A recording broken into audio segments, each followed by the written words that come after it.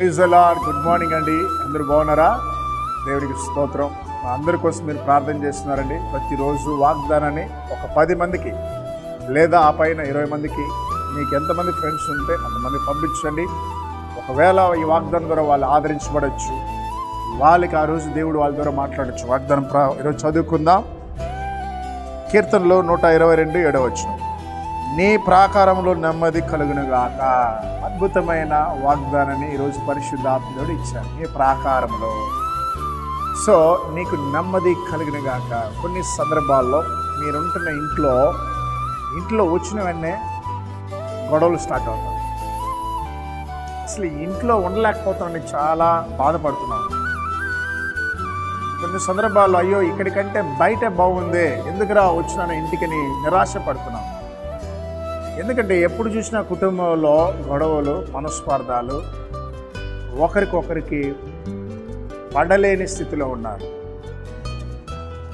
ఊరికే పైకి బాగానే ఉన్నారు, కానీ లోపల మీరు మనశ్శాంతి లేకుండా ఉన్నారు. అయితే పిల్లారా, ఉదయకాలం సహోదరి, దేవుడు నీతో మాట్లాడుతున్నారు. ఈ ఉదయకాలన నీ ప్రాకారము, నీవు నివసిస్తున్న ఇంటికి దేవుడు నెమ్మదిని ఇవ్వబోతున్నాడు.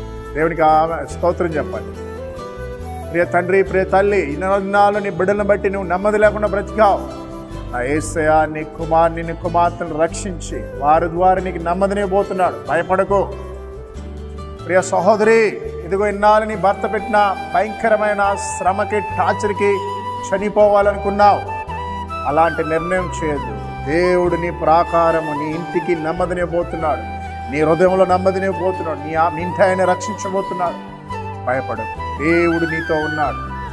ఉదయకాల వాగ్దానం వింటున్న బిడ్డలందరి మీద, కుటుంబాల మీద నా దేవుడు నెమ్మదిని కలుగిచ్చేను గాక. మన దేశం మీద దేవుడు నెమ్మదిని కలుగిచ్చేను గాక. ఉదయకాలన పరిశుద్ధాత్మ మిమ్మల్ని, మీ కుటుంబాన్ని దీవించిన గాక. ప్రార్థన చేద్దాం. మహాగణుడా, ఉదయకాలన ఎంతోమంది మనశ్శాంతి లేకుండా బ్రతుకుతున్నారు. ఉదయం లేచిన మొదలుకొని రాత్రి వరకు నరకాన్ని ఇంట్లో అనుభవిస్తున్నారు.